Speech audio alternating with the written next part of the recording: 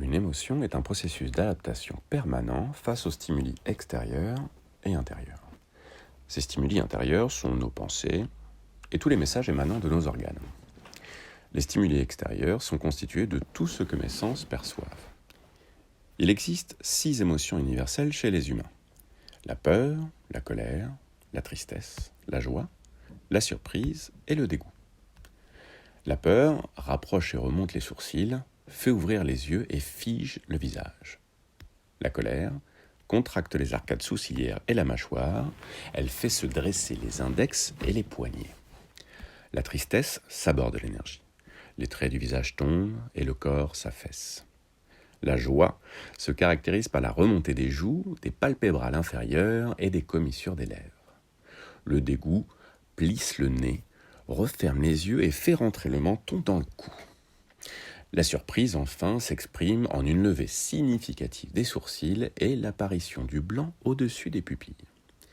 Impulsées par notre perception, nos émotions sont permanentes et majoritairement inconscientes. Permanentes, car nous ne cessons jamais de percevoir le monde qui nous entoure et que chaque perception provoque une émotion, un comportement et une nouvelle perception.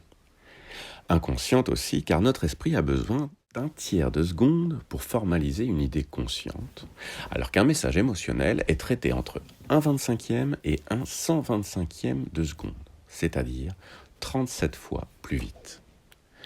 Cela veut dire que nous voyons la réaction émotionnelle de notre interlocuteur avant même que ce dernier en ait conscience. Nous disposons tous de ce fantastique radar naturel qui nous permet de nous adapter inconsciemment à notre interlocuteur.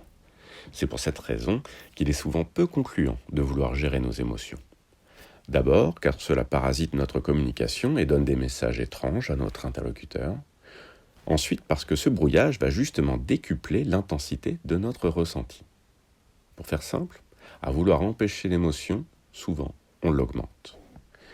À défaut de gérer, profitons de ce merveilleux cadeau et commençons dès maintenant à nous exercer. Une méthode saine et efficace pour diminuer l'intensité de nos émotions consiste à pratiquer régulièrement ces 3 pas.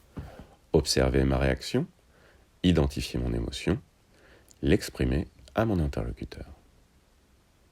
Merci pour votre temps et profitez bien de ce dernier rapport.